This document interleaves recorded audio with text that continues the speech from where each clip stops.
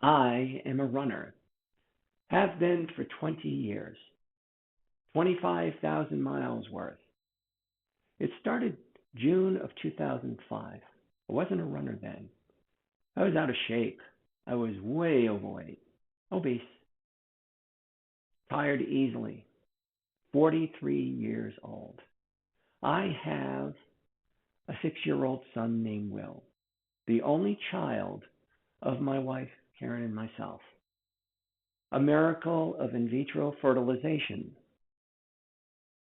Always energetic, always getting into things, always wanted to know how things work.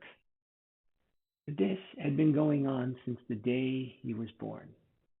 On that day after Karen had delivered him and was being taken care of, I'm here looking in the incubator at him, red, rubbery little child, none too happy about having his feet inked, but he was reaching out his hands and crying, trying to figure out where the world was.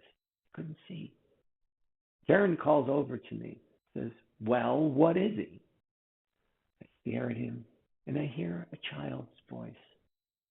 "My name is William. There we have a will of our own, and then some. Will, willful, willing. Where there's a will, there's a way to get into trouble by taking things apart you shouldn't. Nonstop action. Try to keep up." In 2005, how could I keep up? I envisioned myself passing away before he even graduated high school and missing out as his life unfolded. I wanted to be there. I decided to get in shape, lose weight, eat right. I decided on running. It's a simple thing. Put a pair of shoes on, shorts, shirts, right? Go out, run miles, run lots of miles. My first race, January 7th, 2006. The Walt Disney World Half Marathon. 6 months of training, and I'm at that start line. Slim, trim. I have absolutely no confidence in the world I can do this.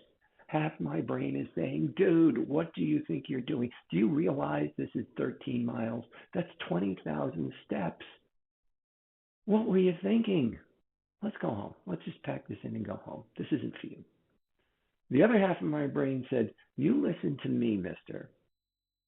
You dragged us through 400 miles of training runs in all kinds of weather, hot, cold, snow, rain. You're going to do this race. You can do this race. If you don't believe, suck it up. If you get sore or in pain, rub some dirt in it. Keep going." 2.5 hours, I battled myself. Yes, you can. No, you can't. I crossed that finish line and I went, "Thank God. I am never running again." But I see Will shouting, screaming, "Dad, you are wicked awesome. That was amazing. I want to be a runner too." I guess we'll be running a lot more.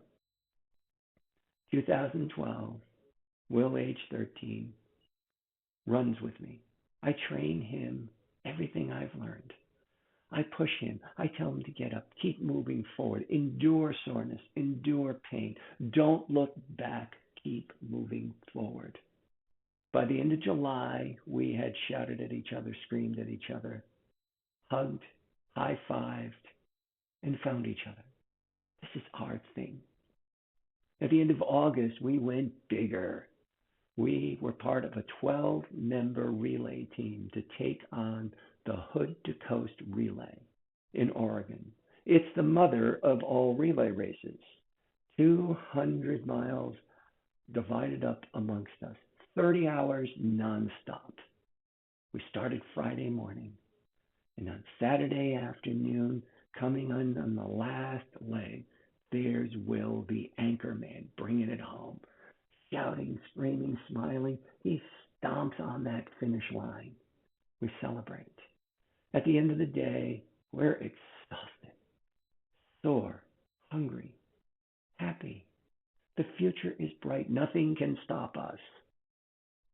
except this one little thing. Dad, my left leg is really sore. It's painful. Don't worry, son. We'll take care of it. You'll see. We'll take care of it lasted for 6 weeks. Mid-October, we are at Seattle Children's Hospital. Your child has cancer. We learned a new word to hate, osteosarcoma.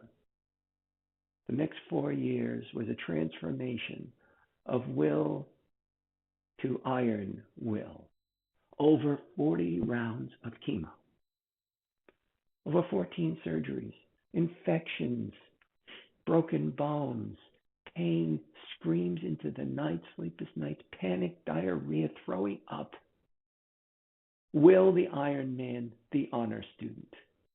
Will the Eagle Scout.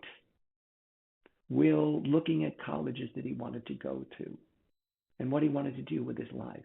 When confronted with the possibility of his own mortality, he would say, never tell me the odds. I'm too busy living. August 22nd, 2016, 9 a.m. I'm sitting on Will's bed, holding up my crumpled son. There's very little life left in him, but it's thinking ahead. He dies. He's gone. He's a memory. 17 years old. About to start his senior year of high school. All of his dreams turned to dust. And Karen and I are wrapped in grief. From that day till now, grief attacks us randomly. I'll go into his room and I'll look around at his stuff, his books, his medals, trophies. There are pictures of him and his friends caught in mid-laughter on the walls. Those friends have leaped out of those pictures into their mid-20s, starting careers, getting married, and having children. But not Will. Forever 17.